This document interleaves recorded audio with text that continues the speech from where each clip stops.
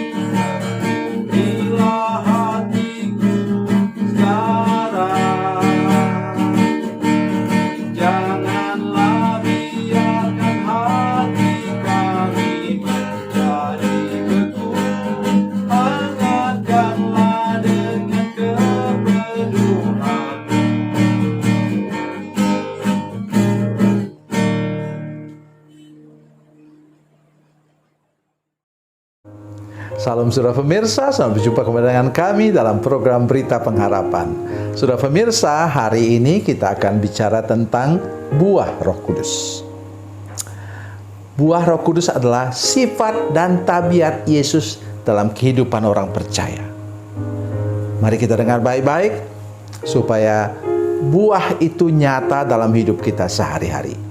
Mari kita berdoa sebelum kita lebih jauh mendengarkan firman Tuhan ini. Bapa, dalam nama Yesus, terima kasih untuk firman Tuhan yang ajaib dan luar biasa yang kami dengar sebentar.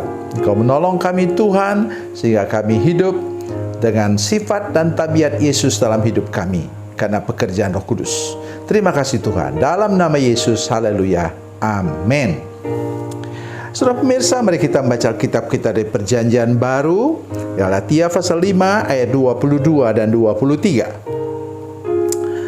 Galatia pasal 5, 22-23, demikian bunyi firman Tuhan. Tetapi buah roh ialah kasih, sukacita, damai sejahtera, kesabaran, kemurahan, kebaikan, kesetiaan, kelemah lembutan, penguasaan diri.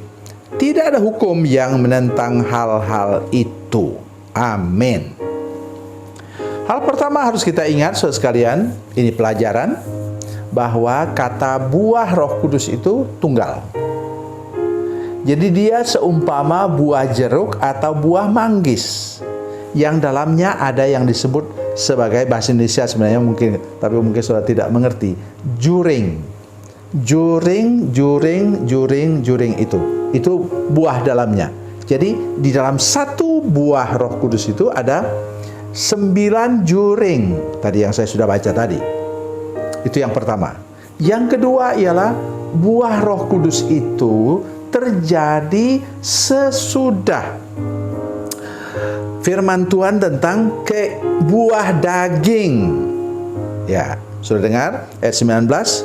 Perbuatan daging telah nyata, yaitu percabulan, kecemaran, hawa nafsu, penyembahan berhala, sihir, perseteruan, perselisihan, iri hati, amarah, kepentingan diri sendiri, roh percideraan, roh pemecah, kedengkian, kemabukan, pesta pora, dan sebagainya. Berapa jumlahnya? 15. Dan masih ada tambahan dan sebagainya. Jadi, kenapa buah Roh Kudus di sini hanya 9? Ini buah Roh Kudus adalah manifestasi dari sifat dan tabiat Yesus. Saya tidak ada waktu untuk menjelaskan kepada saudara satu persatu. Tapi nanti berapa hal yang saya ingin untuk sampaikan kepada saudara-saudara sekalian. Saudara sekalian, itu tadi buah Roh Kudus. Nanti sebentar, saudara silakan baca dari 1 Korintus pasal 12 ayat 7 sampai 11. Di sana disebutkan 9 karunia Roh Kudus. Apa itu karunia Roh Kudus? Karunia Roh Kudus adalah manifestasi kuasa dan mujizat Yesus dalam kehidupan orang percaya, dalam kehidupan gerejanya. Oleh sebab itu mari perhatikan benar-benar hal ini dalam hidup saudara sekalian. Sekarang mari perhatikan tadi yang saya sudah baca tentang buah Roh Kudus. Yang pertama ialah kasih. Kasih di sini dalam bahasa Yunani dikatakan sebagai agape. Ya, kasih Allah. Nah, muatannya atau isinya yang terutama adalah apa saudara sekalian? Adalah pengampunan. Jadi saudara belum bisa mengalami kasih Tuhan yang sejati itu kalau saudara masih simpan iri hati, dengki, dan cemburu. Hei, dengar baik-baik apa yang kakek tua ini katakan. Ya. Saudara masih menyimpan apa lagi? Akar pahit, luka batin, dan dendam. Saya memang sudah mengampuni dia kok. Tapi kalau lihat mukanya mulai muncul lagi dalam hati saya rasa sakitnya. Itu bukan mengampuni, itu pura-pura mengampuni. Ya, oleh sebab itu mari kita ingat kasih agape itu kalau sudah masuk dalam hati kita, silakan baca dari 1 Korintus pasal 13. Ya. Itu disebutkan di sana kasih. Apa itu? Ya, jadi nanti silakan saudara baca. Yang kedua saya ingin bacakan untuk kita semua. Juring yang kedua dari buah Roh Kudus adalah sukacita. Saudara lihat, saudara perhatikan betul-betul. Lihat ke sini betul-betul. Ya.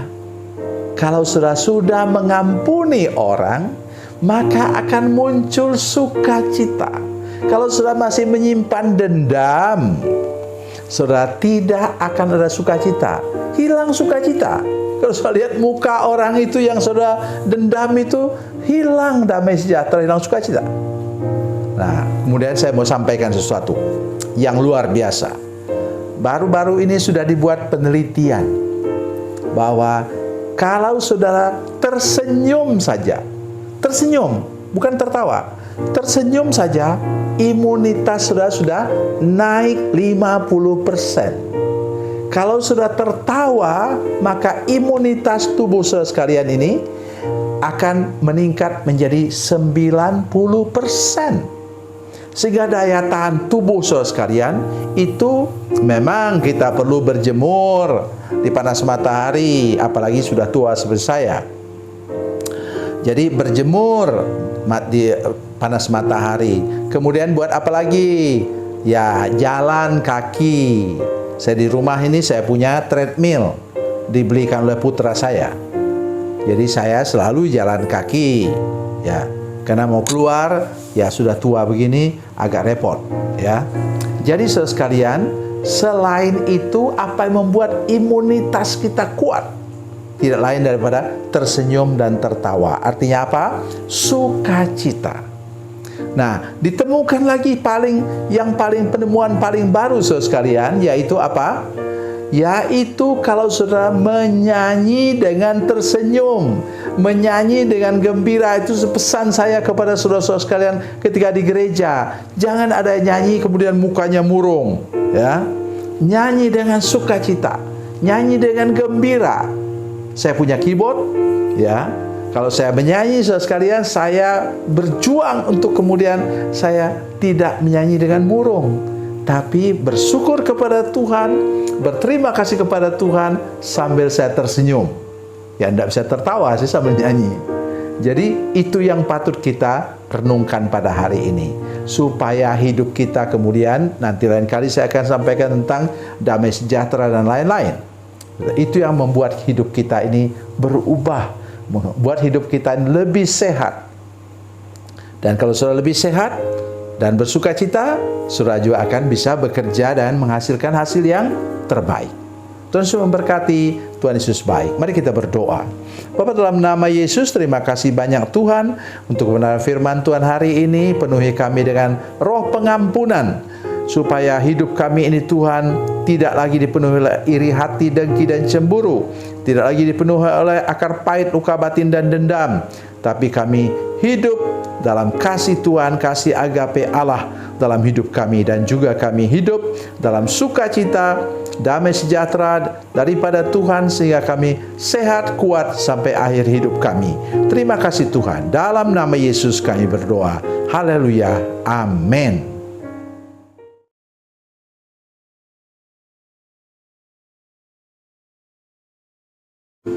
Salam saudara pemirsa, mengakhiri program ini saya mohon kepada saudara-saudara pemirsa sekalian untuk, bila saudara menyaksikan program ini melalui channel YouTube, maka tekan subscribe dan bunyikan lonceng.